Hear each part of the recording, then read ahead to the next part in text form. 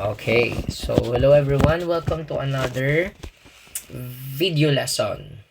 Okay, this is a continuation lang din ng solution concentration, specifically expressing the solution by percent. Okay? Okay, so let us proceed with this problem. Sabi dito sa problem, you have a solution that was prepared by dissolving a 20 milliliter of pure hydrogen peroxide in enough water to make a 200 milliliter of solution. What is the concentration daw ng hydrogen peroxide? Okay? Anong sabi dito? Meron ka daw hydrogen peroxide na 20 ml, nilagay mo daw siya sa isang water to makagawa ka ng 200 milliliter of solution. Ano ngayon daw ang concentration ng hydrogen peroxide? Sige, sulat muna natin ang given. According sa ating given, meron kang 20 ml of H2O2. Okay? Meron ka din daw nagawang 200 ml of solution. Okay? Now, anong hinahanap sa atin? Sir, wala po naka-indicate sa question kung anong hinahanap. Hindi naman sinabing percent by volume, percent by mass, or percent by mass volume. Kung walang binigay, you can use the reference na given so that magawan mo ng paraan kung ano yung hinahanap or ano yung maging basis mo. Since ang given is parehas ml, pwede natin gamitin ang percent by volume. Okay? So, kung alam na natin na percent by volume ang hinahanap, pwede na nating i-identify ano yung equation niya. Now, to calculate for percent by volume, kailangan ko ang numerator ay naka-volume ng ating solute divided volume of solution. Then, you can multiply that by 100. Okay? Since alam na natin yung equation, all we have to do is i-satisfy natin yung formula so that makuha natin yung percent by volume. Okay? Now, let us look for the given kung ang ating solute tsaka solution ay naka-volume na or under the dimension of volume. Sabi dito, we have a hydrogen peroxide that is 20 ml. Now, this one will be our solute. Okay? While this one would be our solution. And both of them are already in ml. So, ibig sabihin nun, we can say, pwede na natin i-directly substitute lahat ng given papunta dun sa ating equation. Okay? So, let us do that. So, percent by volume is equals to 20 ml of hydrogen peroxide divided by the total solution in volume. That would be the 200 ml of solution multiplied by 100. Okay? So, what is the concentration? So, divide mo lang yan. 20 divided by 200, that's 0.1. Multiplied by 100, that's 10%. Okay? So, we know that the 10% is the hydrogen peroxide. Okay? Now, what if I ask you, what is the remaining percent?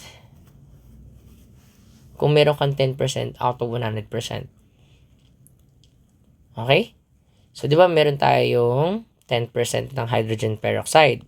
10% of hydrogen peroxide. The remaining 90% out of the 100% would be what? Is that the solute, solvent, or solution? It's not going to be the solute. Bakit? You already have this 10%. That is the solute. Okay?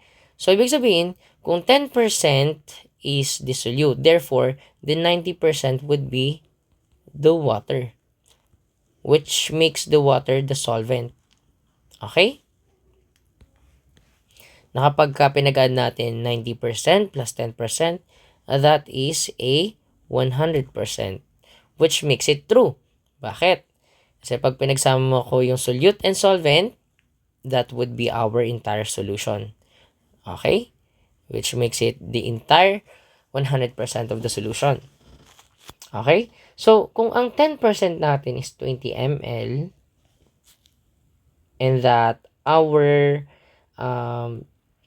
solution is about 200 ml, gaano kaya karami yung ating water or solvent?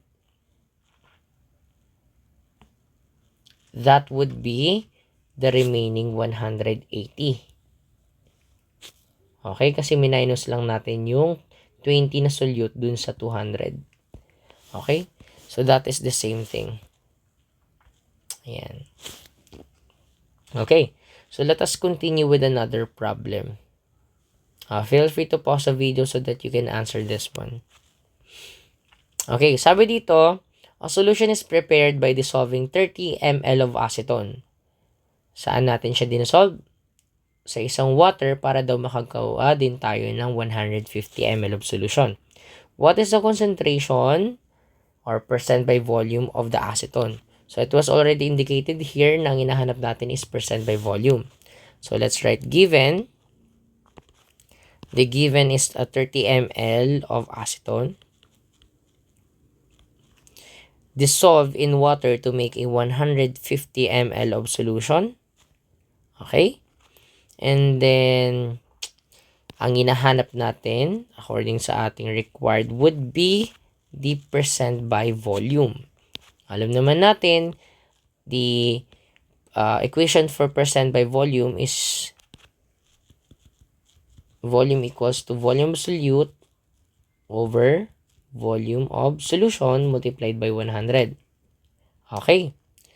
Now, anong next na gagawin natin? Kailangan mong i-make sure na masatisfy natin yung formula and from the given.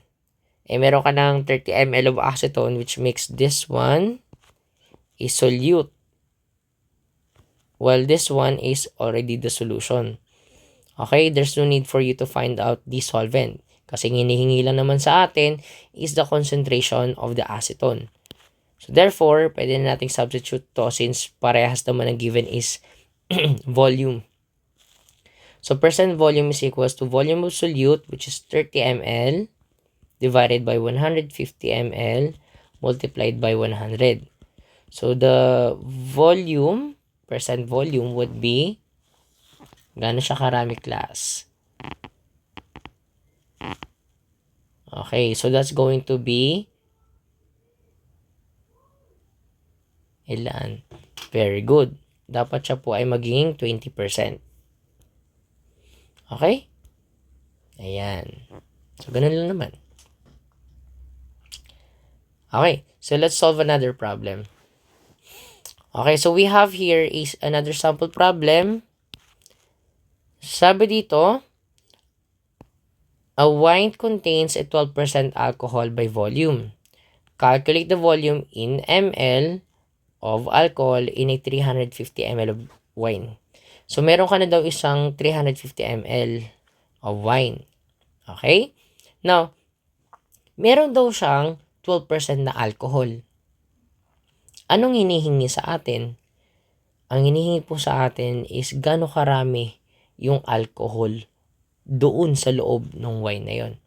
And it must be in ml. So, let's write down everything. According sa ating given, we have a 12% alcohol. Okay? So, yung 12% na yon, nakalagay po yun doon sa 350 ml ng solution or wine solution. Ayan. Okay. Anong hinahanap sa atin? Volume of your solute in ml. Ayun ang hinahanap sa atin. Volume of solute in ml. Kailangan kong malaman gaano karami yung solute ko doon sa buong solution na yon. Alam naman natin sa equation, to solve for the percent by volume, is equals to the mass of solute divided by, volume basis to. Volume of solute over volume of solution multiplied by 100. Okay? Now, sir, kung titingnan po natin, sir, missing po yung isang volume.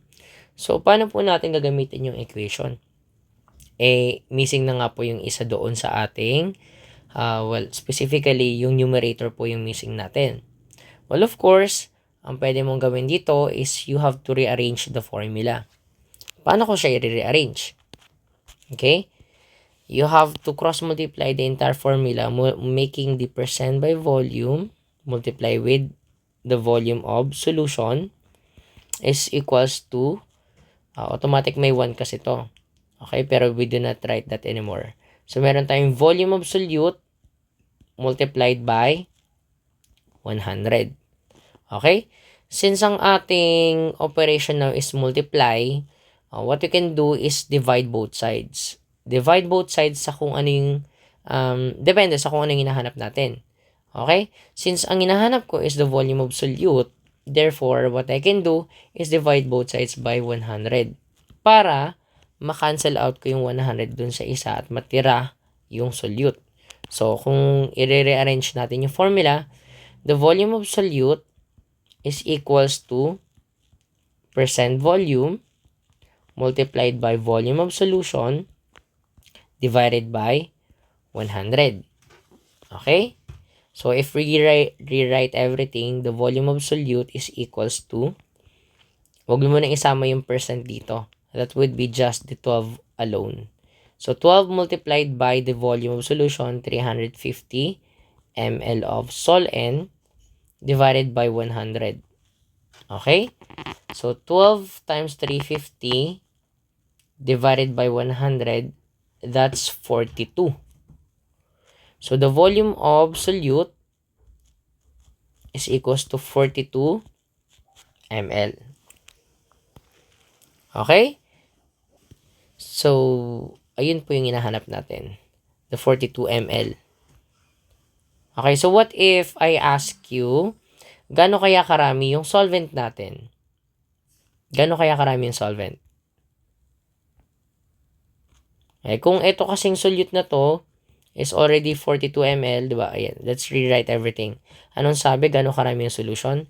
100% of solution is about 350 ml. Now, one of the component is 42 ml of solute. Okay, that is only about ilang percent? 12%. Okay? Now, what is the remaining solvent? That would be, syempre, minus mo na yung solute mo. Okay? So, that would be the 308 ml of solvent. O, gaano karaming percent kaya yung solvent mo? Ganun din, minus mo din yung 100 kay 12%, you have an 88%. Ganun lang. Okay? So, that is the relationship between percent by volume tsaka yung given na solution. Ayan, 12% of alcohol. Ibig sabihin nun, 42 ml yung 12% na yun. And that the rest is 308 ml of solvent. Okay? And that's just about it for the percent by volume.